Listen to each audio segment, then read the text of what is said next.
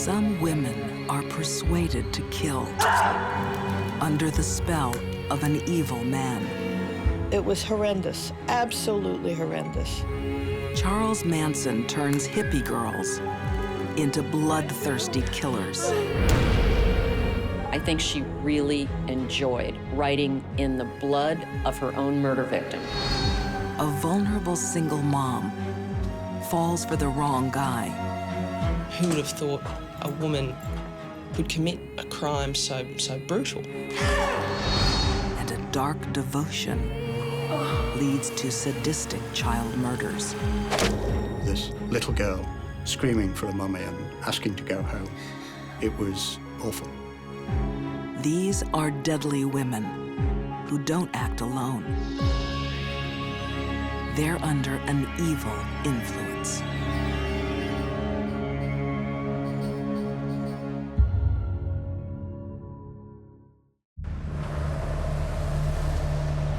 At a busy English railway station, a police investigation leads to a baggage room.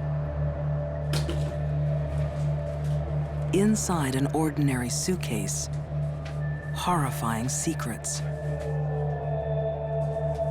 In it, there was a gun, a kosh, various sex magazines, a copy of Mein Kampf. But the most damning and most important piece of evidence was a tape, a 1/4-inch reel tape.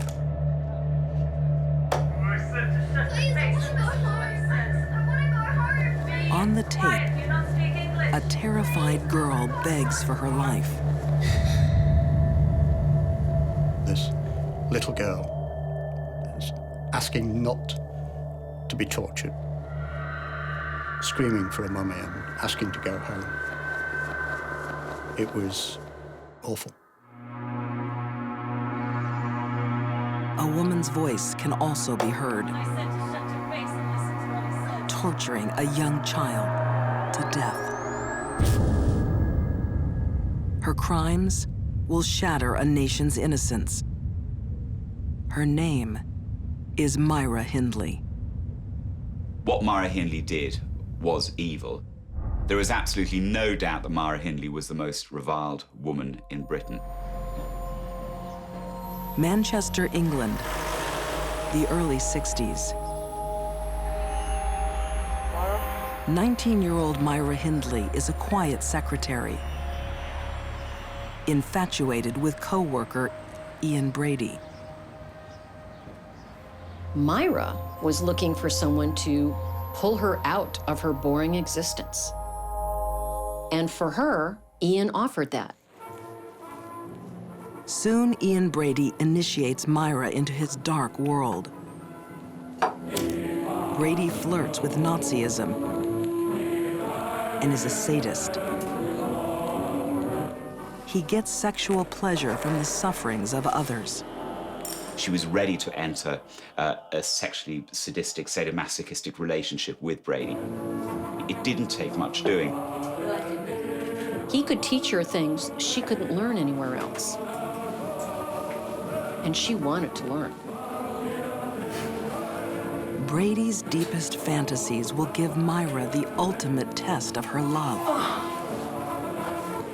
He'd already begun fantasizing about crimes against children and fantasizing about committing the perfect murder. What he needed was someone to help him act that out, and that person was Myra Hindley. Myra made the leap from sadistic sexual fantasies to reality because she wanted to please Ian, and she wanted to show Ian how adventurous she was. They became, in a way, a sort of Bonnie and Clyde couple. Each lived for the other. As a young Manchester journalist, Clive Entwistle wrote about Myra Hindley. She was desperate to fulfill his fantasies, his needs. She was frightened, I suspect, of rejection by him. On a cool Friday night, a teenage girl heads to a local dance. Brady had decided that he wanted to kill. Paulie Reed was their first victim. 16-year-old Pauline Reed knows Myra and her family. Myra offered to give her a lift and said to her in the vehicle, "By the way, I've lost the glove on the moors. Would you like to come with me and help me look for it?"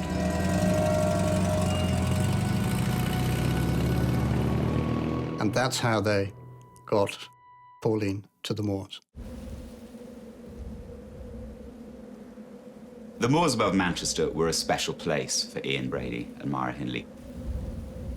They'd picnic there together. They'd have sex there. It was a very, very important place to them. Tonight, it's Pauline's time to die here. Because she trusts Myra.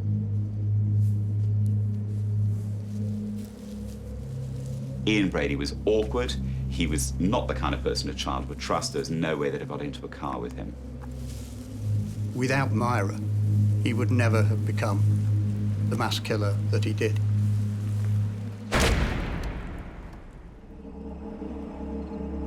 On the barren hillside, their depraved fantasies are unleashed. Pauline is brutally raped, tortured, and murdered. When a sadist abducts someone and tortures them, the most important part of that for them is the actual suffering of the victim. The moaning, the crying. Criminal profiler Candace DeLong knows what drives a sadistic killer. By the time the victim finally becomes unconscious, oftentimes what we see is that is when the offender kills them, and kills them quickly. For them, the party's over. Under his wicked spell, Myra silently watches her lover until Pauline's body is completely buried.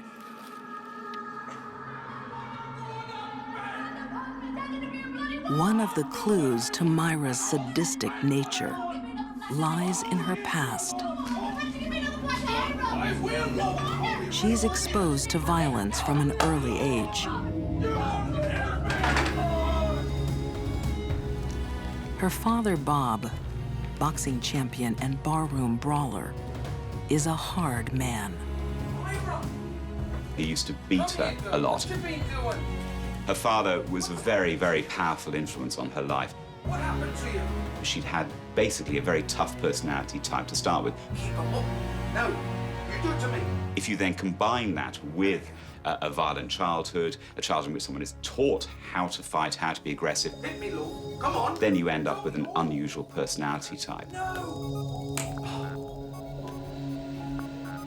That's what I'm talking about. Myra fell in love with Ian because she was comfortable with violent, explosive men. In fact, she was attracted to them. For her, Ian equaled daddy, and she always wanted daddy's love. It's a love that Myra will kill for. The bringing together of Myra Hindley and Ian Brady unleashed an appalling set of criminal acts.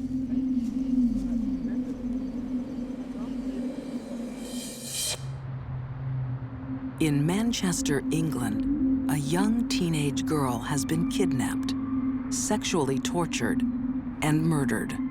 The fact that children were being abducted and killed was incomprehensible to the ordinary man and woman in the street. Even more shocking, one of the killers is a woman in the thrall of a dangerous man. Myra may have gone through her life and never been a sadistic person, but once she hooked up with someone and fell in love with him, and that was his idea of how life would be, it was hopeless. Myra Hindley herself admitted that if she hadn't been there, Ian Brady wouldn't have been able to kill. So without Myra, these crimes wouldn't have happened. Out on the lonely English moors, Myra has collected another victim. a young boy, to satisfy her lover's sexual fantasies. Keith was a cheeky little lad, who liked to go out and have fun. 12-year-old Keith Bennett is one of 4 children Myra and Ian will bury here.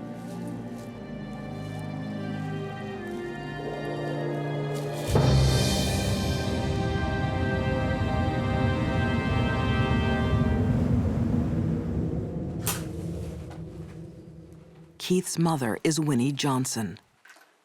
I'm a mother. It was my first lad, and I've got to find him, no matter what. Keith's body has never been found. I've had nightmares, I jump in my sleep. It's getting to me now, because I just can't get him back. Winnie will never forgive Myra Hindley.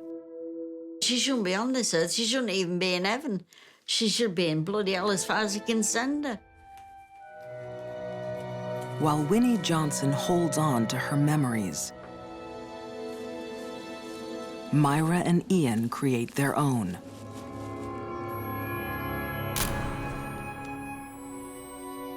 Their photos hold a grim secret. Myra, you ready? A tiny body lies beneath Myra's feet. Myra and Ian returned to the crime scenes. The question is, why are they returning? In the case of a sadist, they return to relive the memories.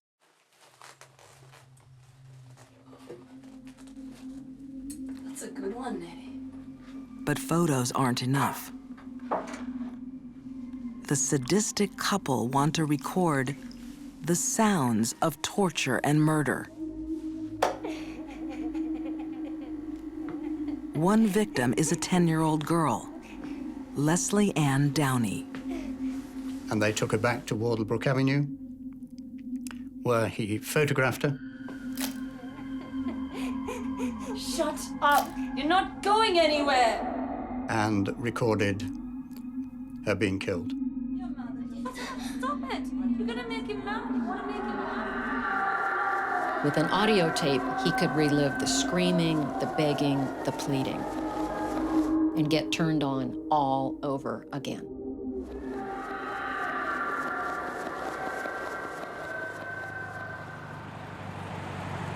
Cold, confident, and insatiable, Myra and Ian's killing spree becomes bolder. So he started to take these slightly mad risks, if you looked at what had happened before and how carefully planned he'd been. Dirty little bastard. Their next victim, Edward Evans, is invited to his own death This one's been the messiest one yet. in their living room. Evans was 16, 17, and he picked him up in a pub in Manchester.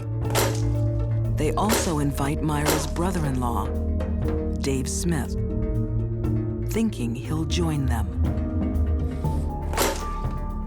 Smith had no idea. He walked into it totally cold, totally unaware, and suddenly found he was involved in the most horrific scene with blood all over the place, a man's head being smashed in. The killers have taken one risk too many. Hey? Afraid for his life, Dave Smith calls the police. Yes, may I speak to the police?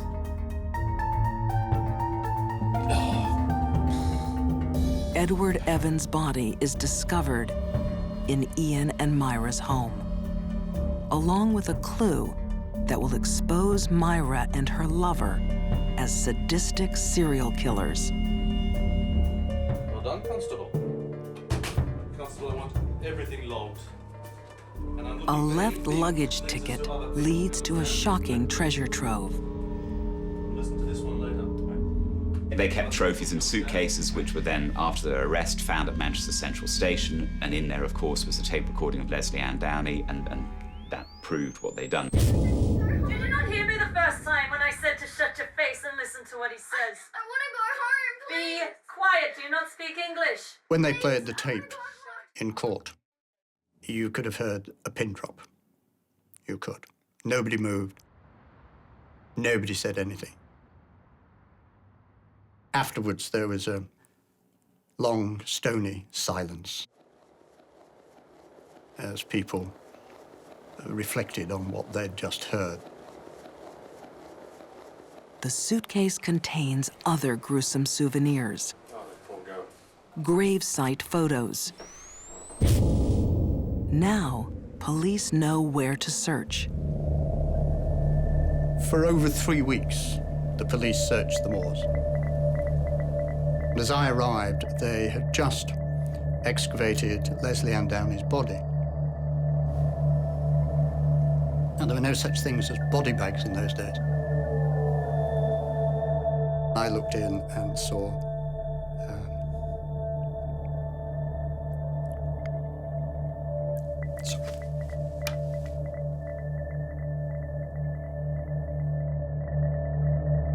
Despite their denials, the evidence is overwhelming. In May 1966, Myra Hindley and Ian Brady are jailed for life for 5 horrific murders. Hindley, if she had said, I was under his influence, and I was afraid he'd kill me if I didn't carry it out, could probably have ended up giving evidence against Brady and walked free. But she didn't. She just sat, cold-faced, and wouldn't say a word. It takes Myra 20 years to admit to the killings. In 2002, she dies in jail of respiratory failure. After her funeral, Myra Hindley's ashes are scattered over the wild moors, where she and Brady made love and killed. I think it's very difficult to say, was Myra Hindley sick or was she evil? She had a violent father. She met a sexually sadistic man who desperately wanted to be a serial killer. All those things came together and made her carry out some evil, appalling crimes.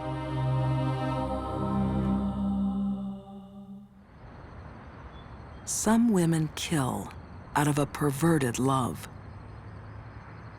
Others murder under a deadly illusion.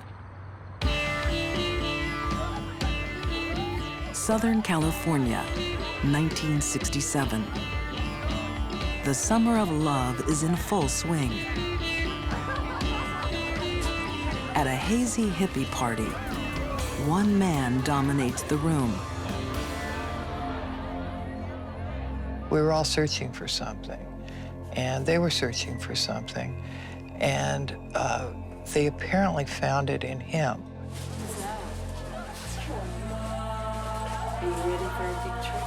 18-year-old Susan Atkins is drawn to the charismatic stranger playing guitar.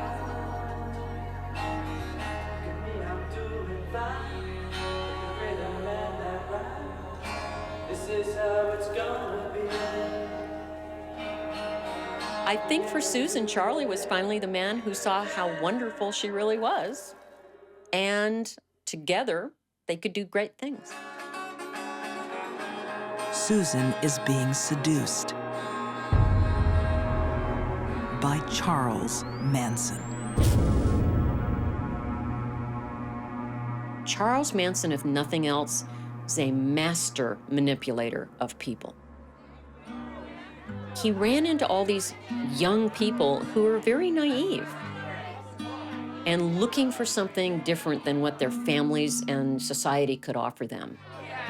He knew that, and he used that to manipulate them.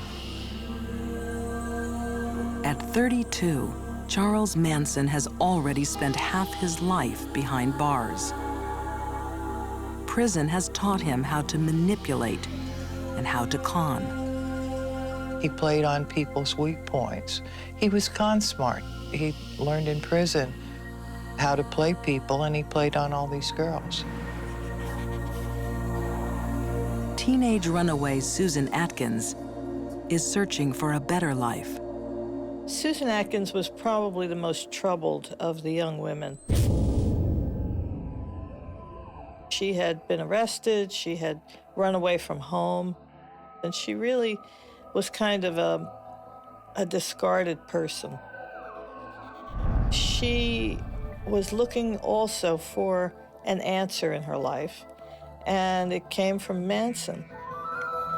At Manson's trial, reporter Linda Deutsch saw another young woman who fell under his dark influence. Patricia Krenwinkel was she was kind of a lost soul when Charlie Manson found her. She had had some drug problems, and as she would tell it, she met this magical man who played a guitar and who lured her into his spell. She comes across a man who is an expert at manipulating women.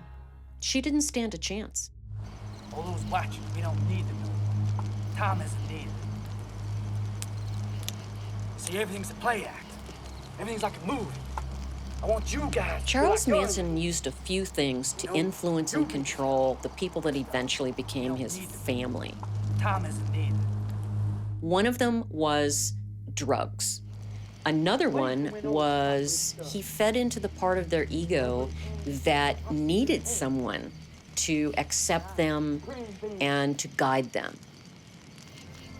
The other thing he used was the permissive attitude at the time. Manson uses mind control. He's been in there too long. He is rewiring his cult to commit a crime that will shock the world. They had been so completely and thoroughly brainwashed by Manson that they did whatever he wanted them to do. His followers must murder and show no mercy. I'm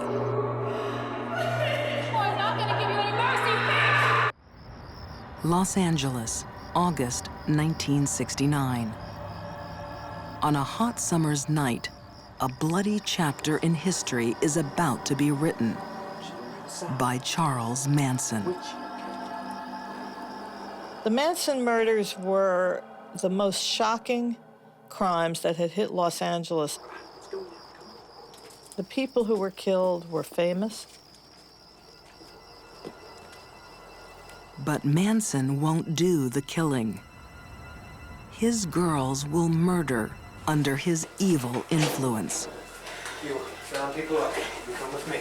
With the help of fellow cult member Tex Watson.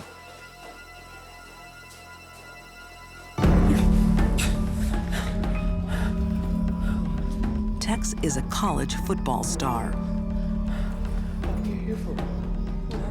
The devil. Tonight, in a mansion high in the Hollywood Hills, he's the devil. Susan Atkins and Patricia Krenwinkel are the devil's helpers, eager to kill 5 famous strangers. Sharon Tate was a beautiful and famous actress, wife of director Roman Polanski. There was Jay Sebring, who was a very famous hairdresser.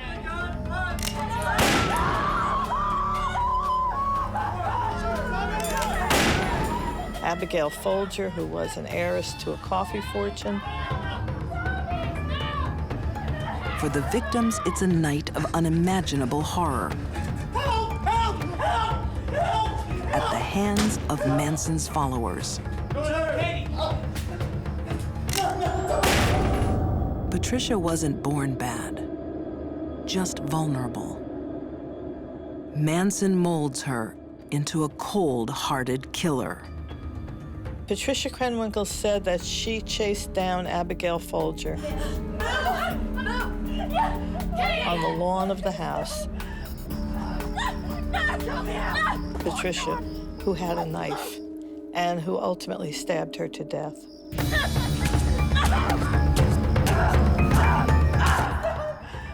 Susan saves actress Sharon Tate till last. It was quite chilling, quite unbelievable. No!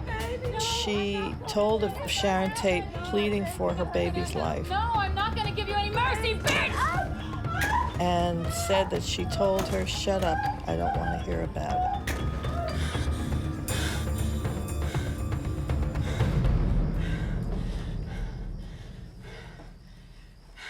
Finally, using Sharon Tate's own blood, Susan scrawls the word pig. The Tate murders are part of Manson's insane prophecy. Helter Skelter.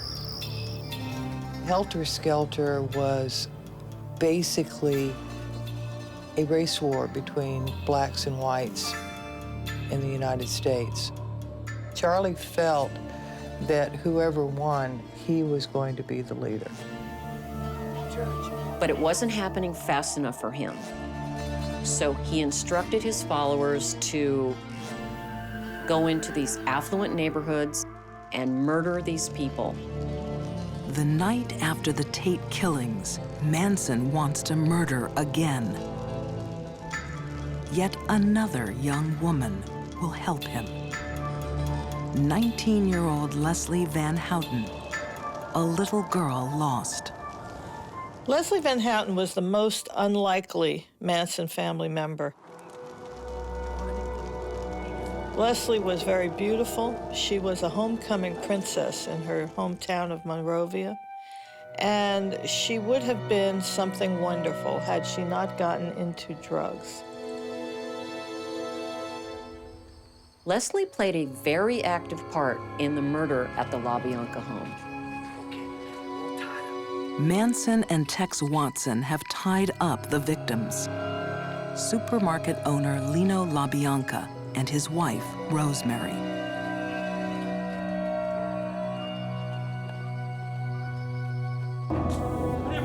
Manson wants to trigger a race war by making it appear that African Americans are slaughtering wealthy white victims.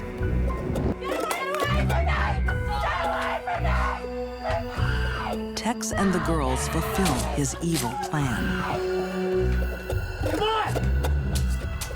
Leslie Van Houten, homecoming queen, helps stab Rosemary to death.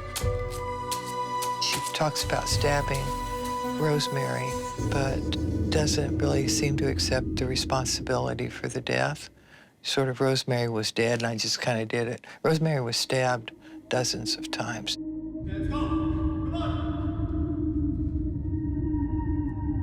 The word war is carved into Lino LaBianca's flesh. It was horrendous, absolutely horrendous. Once again, bloody words are smeared to spark a race war. But Helter Skelter never eventuates. Manson's madness is ended by a prison boast. Jailed for another crime, Susan Atkins can't keep quiet about her part in the killings. She was in jail on another charge, and she bragged to her cellmate about the murder she'd been involved in. The Tate murders. The Tate murders. This boastfulness actually broke open the entire case. Charles Manson and his followers are charged with murder over the Tate and LaBianca killings. When he was on the stand, he said that he had learned something important in prison. He had learned to tell people what they wanted to hear about themselves. And that was his magic. If you wanted to hear you were beautiful, he told you were beautiful. If he wanted to hear you were smart, he told you were smart. That was how he lured people into his web. In April 1971, Charles Manson, Leslie Van Houten, Susan Atkins, and Patricia Krenwinkel are sentenced to death.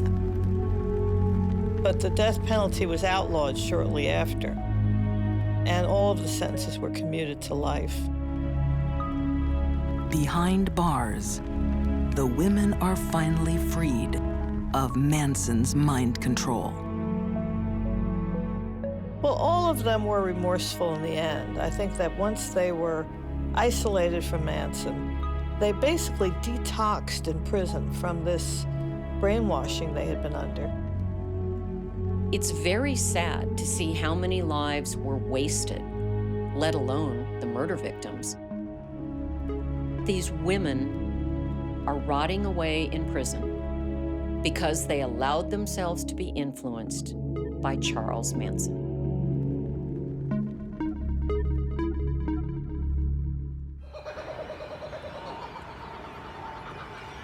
Melbourne, Australia, 2005. A summer's day full of promise shines down on a car full of dark secrets.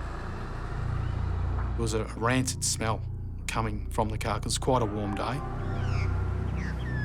The abandoned vehicle arouses the suspicions of a park worker. Inside the trunk, a grisly find. No one could have heard her cries for help. She had no chance. There's another surprise. After 5 days locked in the trunk, the woman is still alive. Hello? Hello, can you hear me? Hello? I couldn't believe that she was alive, but she was. What will shock everyone is who did this and why. Who would have thought a woman of that profile could commit a crime so brutal and cold? Tanya Herman is looking for love. The 36-year-old has a young daughter and 2 failed marriages. Tanya was basically a hard-working single mum who was unfortunately vulnerable to manipulation. Some people are highly susceptible to being influenced by others because they lack a basic, solid core of their own personality. A simple mouse click changes Tanya's life in ways she can never imagine. It's a singles ad for a wealthy construction boss named Joe. But journalist Carly Crawford knows the real Joe is a devious serial womanizer. Joe Corp was a basically deceitful character. His life was one lie after another. Hello, beautiful. How are you? Joe Corp is actually married with 2 children and deep in debt. On their first date, he seduces Tanya with promises of love and a life together. He was certainly a very engaging personality, but a dangerous one at the same time. It seemed to be that it didn't matter how ridiculous some of his requests were. What's this? Put it on for me. She was more than willing to do anything to please him. Beautiful. I'll take some photos. Go on. Detective Jamie Cookson saw how far Tanya fell under Joe's spell. She was totally infatuated with Joe Corp. Put your head out. That's it. That's it. Okay. Yeah. Tanya was under Joe's control because that's exactly where she wanted to be. Beautiful. Tanya didn't want to take responsibility for her own life, so she let herself be led. Joe lets Tanya in on one of his secrets, a craving for group sex. You're right there. Something his wife Maria would never agree to. Tanya was Joe's outlet to all of his sexual fantasies. Maria Corp was a very religious person. It was not the sort of thing that she would have been involved with. When Joe's wife Maria discovers a photo of Tanya, Who is that? she threatens to end their marriage. It's Daz's new girl. Oh, why are you lying to me? I'm not lying to you. I don't know her. Joe tries to end the affair by sending a series of emails.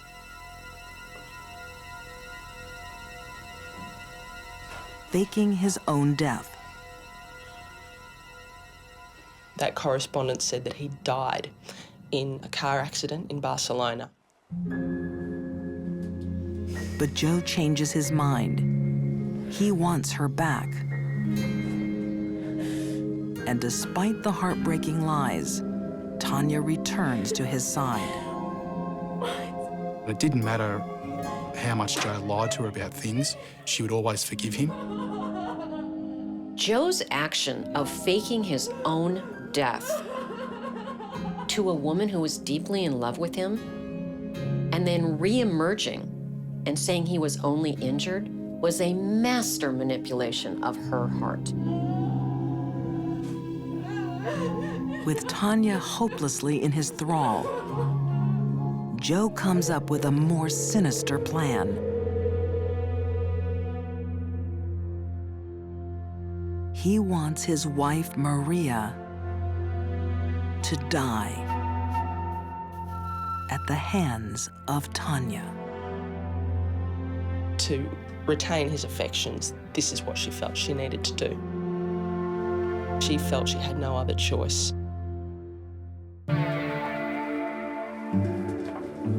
In Melbourne, Australia, Joe Corp has lust in his heart and death on his mind. He wants his mistress, Tanya Herman, to kill his wife, Maria.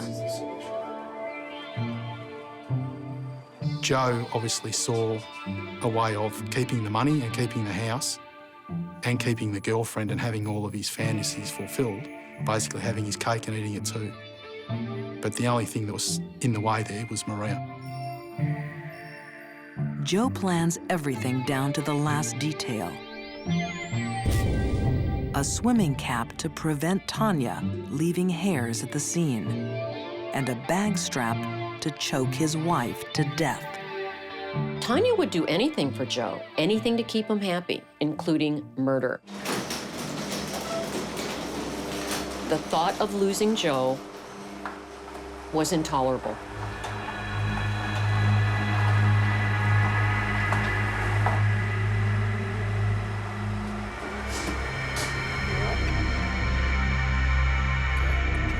Joe Corp lets Tanya into his garage to lie in wait for Maria. His chilling parting words. And don't let the bitch come out of here alive.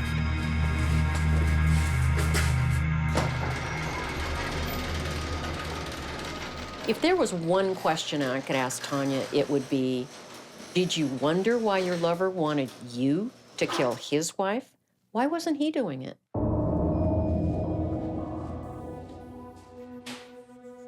Maria came out to get into her car in the garage to go to work as she normally did every other day. Tanya snuck up behind her, placed the bag strap over her neck and started to strangle her.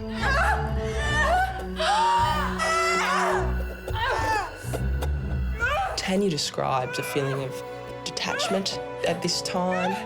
She felt like she was an outsider watching this horrific spectacle unfold before her. All that changed when Maria fell to the ground. Blood came out of her mouth. And Tanya suddenly had the shocking realisation that this is real. This woman is dead. Scared, alone, Tanya's only thought is to get rid of her victim. Joe told her to dump Maria's body as far away from their home as possible.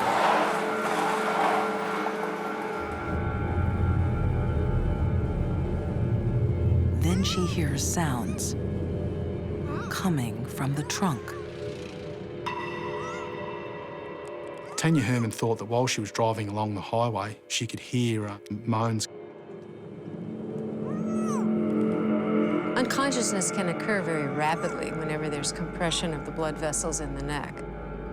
Now, this would mean that her breathing would be so shallow and she was so limp that the perpetrator was not smart enough to check for a pulse to see if her heart was still beating. As Maria gasps for breath, a panicked Tanya abandons the car in a quiet street.